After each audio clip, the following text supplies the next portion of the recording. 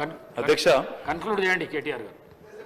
ఎక్కడ కంక్లూడ్ చేయాలి సార్? ఇప్పుడు దాకా వారు ఇంతసేపు డిస్టర్బ్ చేశారు. ఒక 20 నిమిషాలు ఇవ్వండి, కంక్లూడ్ చేస్తాను సార్. అధ్యక్ష, ఒక్కో రైతుకు మంత్రి గారు చెప్పారు అధ్యక్ష, మేము మీరు ఆపెట్టిపోయినారు, మేము ఇచ్చినామన్నారు. వారు చెప్పింది అధ్యక్ష గుర్తు చేస్తా ఉన్న వారికి, ఎన్నికల కోడ్ వచ్చింది కాబట్టి ఆనాడు రైతు బంధు మా ప్రభుత్వంలో ఉన్నప్పటికీ 11 సీజన్లు ఇచ్చినాం అధ్యక్ష. 12వ సీజన్ ఇవ్వకపోతే మా ఎలక్షన్ కోడ్ వచ్చింది, ఆగింది. మరి మీరేమన్నారు అధ్యక్ష? డిసెంబర్ 3కు ముందు తీసుకుంటే 5,000, డిసెంబర్ 3 తర్వాత తీసుకుంటే 7,500. ఇప్పుడు మీరు చెక్కిన లెక్క ప్రకారం ఇచ్చినారా అధ్యక్ష? 7,500 ఇచ్చారా?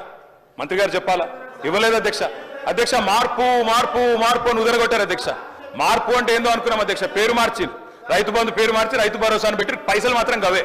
5,000 7,500 అయితే అనుకున్న రైతులు 7,500 మాత్రం కాలే. అందుకే నేను అంటా ఉన్నా అధ్యక్ష, ఈ ప్రభుత్వం ఒక్కొక్క రైతుకు బాకీ పడ్డది.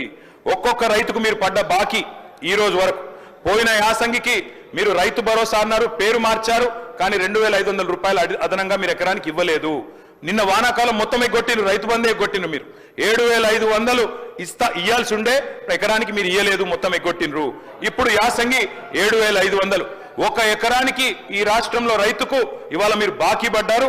ఆ బాకీ 17,500 రూపాయలు.